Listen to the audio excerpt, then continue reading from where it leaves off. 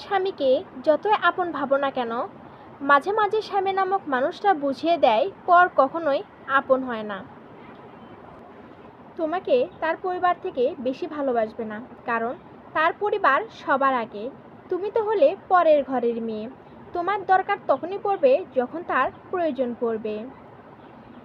মূর্খ স্ত্রীদের মধ্যে 5টি লক্ষণ থাকে। নাম্বার 1, স্বামীর কোনো পরামর্শকে গুরুত্ব দেয় না। নাম্বার 2, স্বামীকে অন্য স্বামীর সাথে তুলনা করে এবং স্বামীকে অযথাই সন্দেহ করে। নাম্বার 3, নিজের মধ্যে কোনো দোষ ত্রুটি খুঁজে পায় না। নাম্বার 4, গুজব এবং অযৌক্তিক কথায় সবসময় কান দেয়। নাম্বার 5, অন্যর সংসারের সাথে নিজের সংসার তুলনা করে সেই সংসারে অশান্তি সৃষ্টি করে। এটাই হলো মূর্খ স্ত্রীদের লক্ষণ।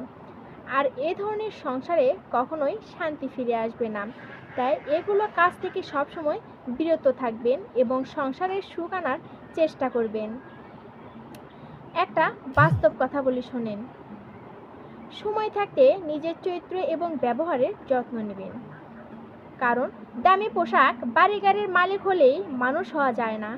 মানুষ হতে লাগে পারিবারিক শিক্ষা, ভদ্রতা এবং সৎ চরিত্র, যা আপনি কখনোই অর্থ সম্পদ দিয়ে কিনতে পারবেন না। তাই নিজের চরিত্র এবং ব্যবহারের সবসময় যত্ন রাখবেন এবং সবাইকে সম্মান এবং শ্রদ্ধার সহিত কথা বলবেন। এই পৃথিবীতে সবথেকে ধনী সম্পদ হলো জ্ঞান, সবথেকে শক্তিশালী অস্ত্র হচ্ছে ধৈর্য, সবথেকে নিরাপত্তা হলো বিশ্বাস, সবচেয়ে কার্যকরী টনিক হলো হাসি, সবচেয়ে মূল্যবান হলো ঈমান। আশ্চর্যজনক বিষয় হলো এই সব কিছু দুনিয়াতে বিনামূল্যে পাওয়া যায়। বাপের ঘরে জন্ম তোমার, স্বামীর ঘরে যাত্রা। নারী তুমি বজায় রেখো আচরণের মাত্রা। স্বামীর জন্যই সৃষ্টি তুমি, দৃষ্টি রেখো ভালো। তুমি চাইলেই জ্বালাতে পারো অন্ধকারে আলো। নিজের স্বামীর সেবা করলে নারী হয় না দাসী। স্বামীর সম্মানে দাগ লাগিয়ে দিও না কখনোই কলঙ্কের ফাঁসি। দুঃখের সময় ধৈর্য ধরো, সুখের সময় দান, তবেই তুমি সমাজে পাবে সঠিক সম্মান।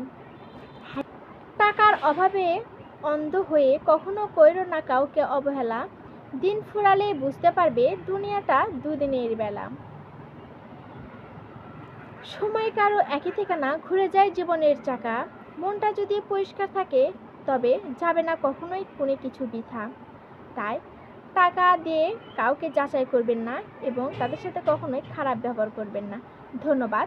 আজকের ভিডিও এই পর্যন্তই। আমি আবার আসবো আপনাদের মাঝে নেক্সট ভিডিও নিয়ে। সুতরাং আমার ভিডিও কেমন লাগলো অবশ্যই আপনারা কমেন্ট করতে ভুলবেন না।